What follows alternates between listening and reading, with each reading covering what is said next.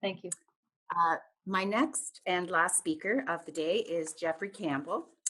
Jeff is the founder of the Oro Station Auto Park Innovation. I'm going to say that again. Oro Station Automotive Park Innovation Park, and he's going to correct me on that, so please do, but I think that's the proper wording. He is recognizable to area residents as the managing partner of Oakleigh Developments, which is the firm behind the development of Matchedash Lofts, which we've all been watching under construction with great interest over the past year, I guess. With 250 million in planned projects in Simcoe County over the next 5 years, he is committed to the region and working closely with all levels of government to develop the area. Geoffrey will be sharing exciting news about the new Oro Station Automotive Innovation Park, a research and innovation hub for the automotive sector, which has planned to bring 700 jobs to our area. So, Jeff, I'm going to leave it to you to take it from here. Sure. So thank you, Carol, and everyone for having me today. And I guess as Carol mentioned, to be introducing the Oro Station Automotive Innovation project that we are doing down in Oro Medonte. Being in real estate development, we are not typically known for innovation. We have a tendency to stick to the tried and true method. But in this case, what we've done is created a project that is very industry specific, but it is about creating an environment and a place for automotive innovation to happen within the confines of the property itself. To give a little bit of background on me, so I'm the son of an architect. I grew up in construction, and some of these pictures here show some of the cottages that I had built up in Muskoka when I was quite young, as well as some of the historic buildings, which we've become a little more known for in terms of the renovations and restorations of those buildings. Including the one down at the bottom left is where we took a yoga studio and converted it into the office in the center bottom, which was a very exciting project that's at the corner of Mississauga and Matchedash Street across from the lofts, actually. And I had also actually done a stint down in the Caribbean where I was building resorts and condos and hotels down there. So I've had a long sort of varied experience in the construction and development world. And about 4.5 years ago now, I returned to Canada to start the Matchedash Lofts project, as Carol mentioned, which some of you may know from downtown Aurelia.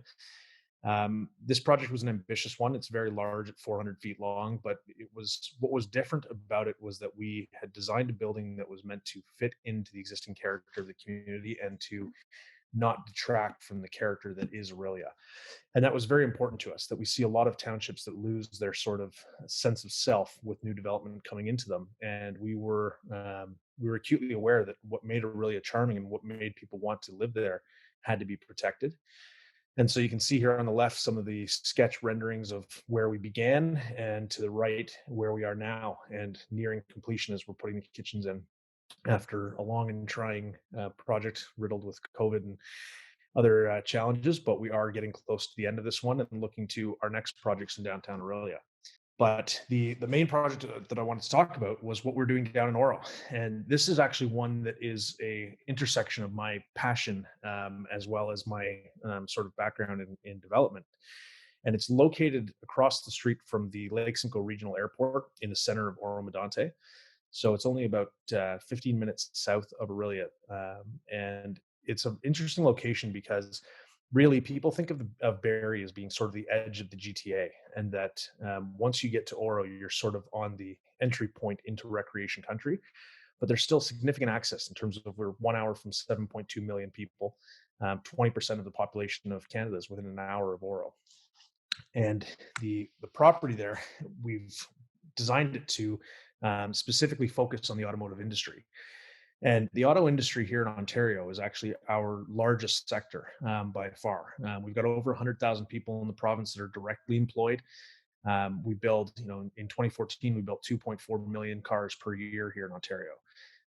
But the cars and the technology that we have here has really been part of the sort of old system, the old guard. And we've seen some closures like the GM in Oshawa.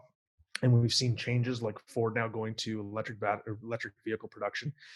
And it's important that Ontario is at the forefront of innovation in order to stay ahead of the curve and maintain that manufacturing base that makes our economy so strong. And so with that, we have designed and developed Oro Station. And so this here is the site map of the project itself in Oro. We have a 4.1 kilometer testing circuit, which is designed to an FIA grade 3 level. And on the right side of the screen, that is a 45-acre complex of commercial buildings that is all designed for electric vehicle testing, development, autonomous testing, performance mechanics, restoration, a slew of engineering companies that are looking at being in there. And so it becomes this unique place in that traditionally automotive companies are sporadically placed through industrial parks all throughout the province with no rhyme or reason. Whereas if you look in the aviation industry, they have a tendency to congregate at airports because they have the right infrastructure in place for them to develop and grow. This is similar in the sense that we basically created an airport for advanced engineering in the automotive sector and created a location for them that has amenities and infrastructure that allow them to flourish and test new ideas, new technologies in the sector. Because we're currently trying to evolve and figure out what is the future of automotive look like. Are we all going to be in autonomous cars in 10 years? Will it be electric? Will there be flying cars? We're still trying to sort of navigate how we get to carbon neutral fuels, how we get to lower emissions, but still maintain our infrastructure in terms of our reliance on transportation and automotive uses. So the innovation park, which is dedicated to engineering, is we're seeing a lot of interest from companies that are looking to come in with autonomous testing. One of the key things for it is that we have now put in tier one fiber optic infrastructure there that allows us to have 5G on property. And so we would be one of the only facilities where we can actually test autonomous cars at highway speeds. All the existing testing facilities that exist now are doing sort of low speed left and right turns, 50 kilometers an hour and below. But people are looking at what happens if they're in a pack in a blizzard, in a snowstorm on a highway, coming up Highway 11. And here we have now a closed circuit environment in which we can test and answer those types of questions. But it also allows us to look at things like smart city technology. The circuit itself has got a fiber optic loop and sensors around the entire track so that we have the ability to build in things like asphalt temperature sensors to be able to monitor tire wear and understand grip coefficients more thoroughly. And so these are all little tiny pieces of infrastructure that are innovative on the real estate development side of it. But what we're really doing is creating, as I say, that ecosystem where these automotive companies can come and really innovate and answer the questions of what does the future look like. The constructors' courtyards is another area on property where it becomes more of a testing type and demonstration zone. So as people look at this new technology, and especially things like autonomous, people want to be able to see, touch, and understand them. And so we've created some areas within the property where manufacturers have opportunities to demonstrate, whether it be through testing drives or viewing demonstrations of showing how these things operate. And so it gives the public an opportunity to start to see, EV cars and how they're being charged, how they run, what their power looks like, or autonomous cars and how they operate, and a chance to, become more familiar and understand where these companies are going, but not doing it from the old auto show format where you look at the car up on a platform and read the brochure, but actually seeing them in motion and in use in the real world, but in a safe and closed circuit environment. The smart technology element of it that I touched on, we talk about the fiber optic loop that runs around the circuit itself, but there's so much more to it in terms of the 5G allows us to start looking at more Internet of Things. One key thing we've been exploring is the ability to do smart highways. And so when we look at cars running on the highway itself, people are always talking about having a smart vehicle. But if the highways can better monitor the cars that are running through and understanding the traffic patterns, we may be able to start making more efficient use of our existing infrastructure. So instead of building new roads, just use our existing ones better. And this includes adding things like renewable energy, like wind turbines that go into the center of roads, or solar panel systems that help charge the lighting systems around them. So we have built in a lot of this where we have live telemetry transmission, we have video analysis and video tracking, track limit detection technology so that we can monitor the edges of it. And it provides us opportunities to, as I say, look at things like autonomous vehicle testing, but also things like autonomous snowplows or agricultural and utility uses, research on EV battery development and how we can make better use or longer range of existing batteries, especially in Arcadian cold weather climates. The education component is a very big thing, and we've talked about the project itself is predicated on innovation, preservation, and education. And we're very proud to announce that we signed a partnership with Georgian College last year, that we are now working towards some new curriculum in their automotive business school as it relates to the property, but also expanding that beyond into their electrical engineering students and EV, the innovations division and industrial design and for mobility design and research, and their hospitality students as well. And so this facility provides a tangible opportunity for students to interact with the automotive sector directly, and so it helps us to train outcoming or outgoing students in that new technology. I mean, in particular, when we look at mechanic programs, currently students go and learn how to change brake pads and oil, but they don't learn how to service LiDAR systems for a car's visioning system on autonomous. And this property will provide those unique opportunities to the students themselves. And so, looking at things like the alternative fuels, we're currently talking with a group out of British Columbia that is now developed a carbon neutral fuel that they're refining from the atmosphere by pulling CO2 out of the air. That are looking at bringing it to Oro for on-circuit testing. And so it gives us just opportunities to see things that we typically would not be able to see in a concentrated format. This slide here that I've got is just some pictures to give a sense, and it's got some advanced technology down at the bottom, but I will admit that I do have a passion for the preservation of historic vehicles.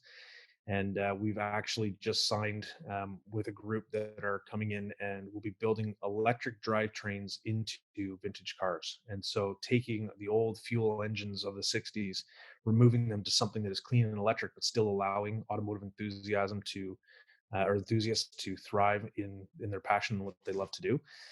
But so this is some of the look of what you'll see going on the property. And the connection that we have to the airport is an important one. So we're directly across the street from Lake Simcoe Regional, and they are currently undergoing a $65 million expansion where they're lengthening the runway there.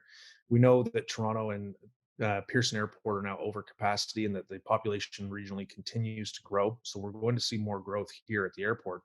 But by co-locating these spaces where we have an automotive use across from the airport, they represent good development planning in the sense that these are complementary uses that do not negatively impact one another. They actually strengthen one another. There are a lot of ties between the aviation and the automotive sectors and the engineering that goes into those, especially when it comes to answering the question of alternative fuels for aviation. And so that was a key thing to us and why we were so fortunate to be able to secure land across from them, because it means that the two properties can sort of augment and assist one another in their growth without being next door to residential neighborhoods, so to speak. Architecturally, in the same way that Matchedash Lofts was done to fit into the character of downtown Aurelia, we've done something similar here in that we wanted this to take on a sort of sense of Ontario barns. So the buildings are designed to have an architectural significance to them, not just your typical commercial industrial park that feels cold or barren or rusted metal buildings. And so we have a lot of board and batten and granite and things that feel like homestead barns, and so that it really fits into the character and sort of pays its respects to the region in which it's being built. And that's evidence here in some of these drawings of what some of the buildings look like. So what we have here is our primary pit pavilion building. This would be the main event and demonstration center that manufacturers will be using for on-circuit testing. And so you can see, while it's a very large building at 32,000 square feet, it's been designed to have some of that intimacy to look like a barn. This image here is the other side of that same building, where it has a little more viewing opportunities out onto the circuit for the activities that are happening there.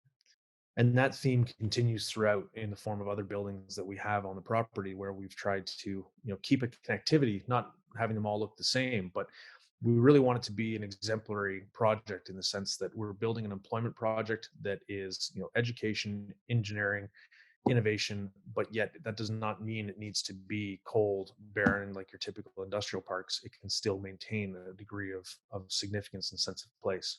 And where we are at now, so we've completed the zoning on the project. We've got our site alteration permits, and we recently had a groundbreaking. And so these images here are Premier Doug Ford, as well as a number of the provincial, federal, and Oro politicians that were on site for it. as well as our partners at Georgian College, which we're very excited. And I actually begin presenting with students next week. So this is a good opportunity to start the test of that before I begin talking to them, and integrating them in their curriculum into the future of the project.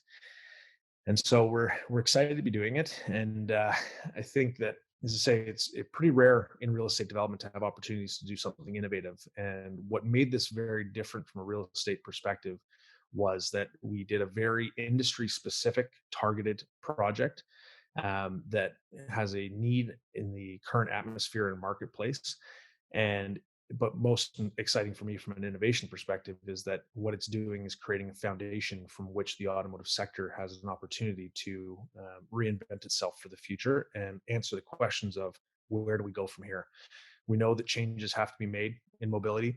We know that we're reliant on them, and we hope that this property will inspire the companies that are here to find the solutions to that, so that we know what the next 100 years of transportation looks like. And so that's really the gist of it. And I want to thank you all for listening and for having me today. And between this and the projects that we're doing in downtown Aurelia, we're very excited to be part of the community and very excited to be aiding in the growth from an employment and from a residential perspective, but doing it in a way that honors the character of where we are. That's amazing, Jeff. Thank you.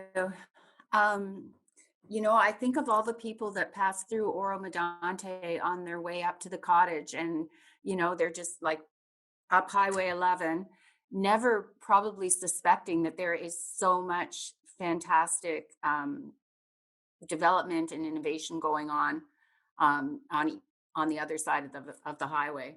So I think it's wonderful. I just have a question for you, if you don't mind. Um, what were the determining factors in deciding to locate this particular project in Oro Medonte? So across the street from the airport, there the land was considered the Lake Simcoe Regional Economic Employment District, and it has been so since 2008. But under the growth plan, it was actually restricted to aviation use only. And so they had done it with the intention of helping to grow the airport. The airport was a significant investment by, in part, Aurelia, as well as Oro, Barrie, and Simcoe County. And so they wanted to protect this land for, to ensure that it helped that airport grow.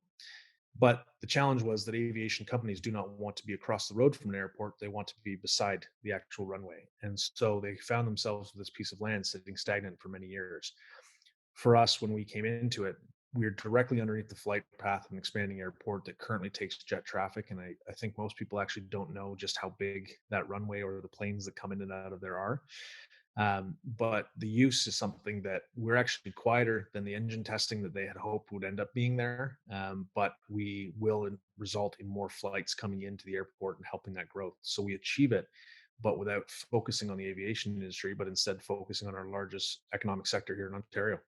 So the and short answer is that in order to get something like this zoned, it's nearly impossible in terms of land location. So typically, a facility like this would be 6 hours away from any population, but this was a very unique thing to be able to have that type of zoning directly at the end of a runway like that. And I would think you've been working very closely with the township on this Oh, project. yeah, absolutely. Township, county, province, all the way along, and great reception by all. I mean, I think the fact that the way we're approaching this thing, even as simple as the forest in the center of the property, was originally slated to be cut, every single tree, and we've actually designed to leave the majority of the vegetation there.